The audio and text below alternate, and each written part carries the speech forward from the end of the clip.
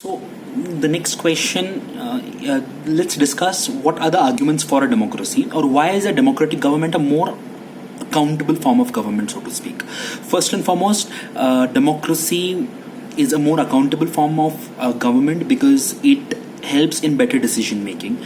Unlike a dictatorship like say a Pakistan or a China, in a democracy like India or America, say, one person cannot really take all the decisions. He has to consult many people, and 50 or 100 or 500 bright minds are always better than just one mind, even if the concerned mind is a very bright mind. So it allows for a better quality decision making. Similarly, it also helps.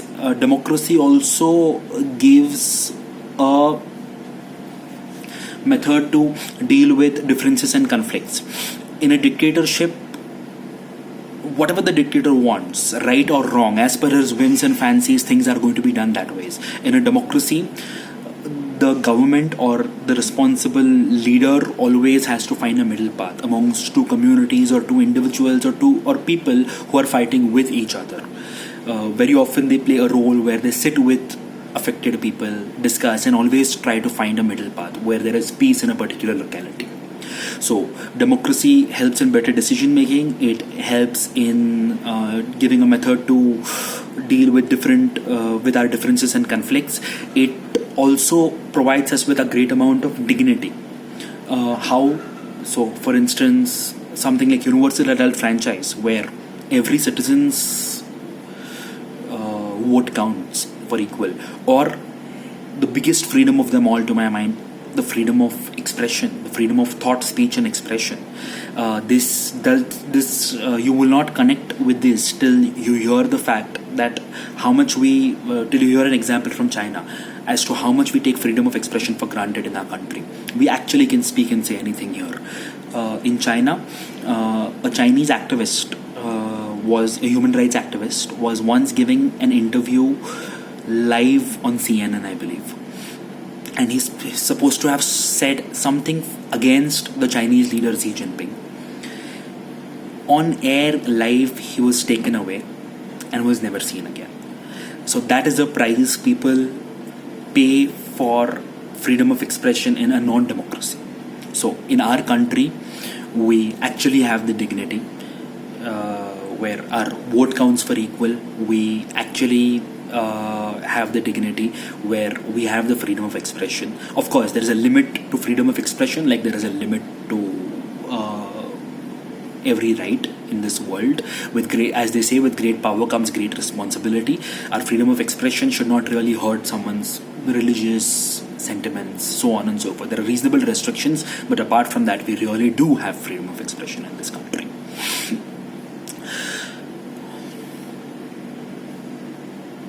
Finally, it is better than other forms of government, democracy, because it also allows us to correct our own mistake. With a dictator, we are stuck for life. Some leaders appoint themselves for life in non-democracies. Here, we can actually change a leader if we are not satisfied with his or his party's work. Right? So once again, I summarize what are the arguments for democracy, or why is democracy such an accountable form of government. First and foremost, it allows us to a democracy allows us to correct our mistakes. A democracy gives us a great amount of dignity. A democracy allows for better decision. A democracy allows for better decision making, and a democracy also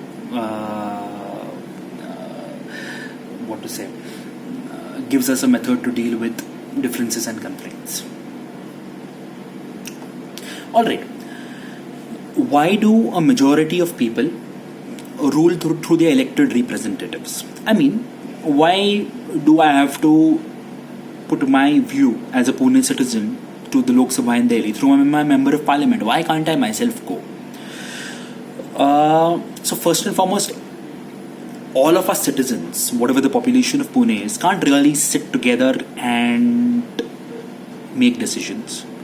Even if we can, chances are there'll just be a lot of noise and there'll be chaos rather than any meaningful talk.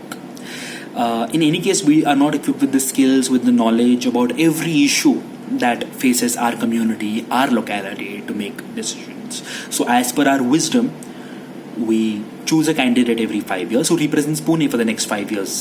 That is how important it is to vote, guys. Whatever it is that we vote on, literacy, education, better roads, a better quality of life, voting for the right candidate is so important. There are all sorts of apps where you get the candidates' backgrounds, you get the candidates' body of work. You could do a bit of research and vote.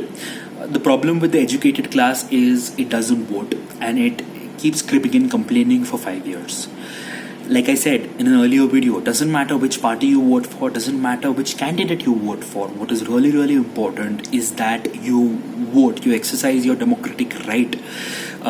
The difference between an educated person and an uneducated person is that an educated person cannot be really swayed, cannot be really easily brainwashed. If I tell you something, you're going to ask me 10 questions. Why, how? So that is what it is.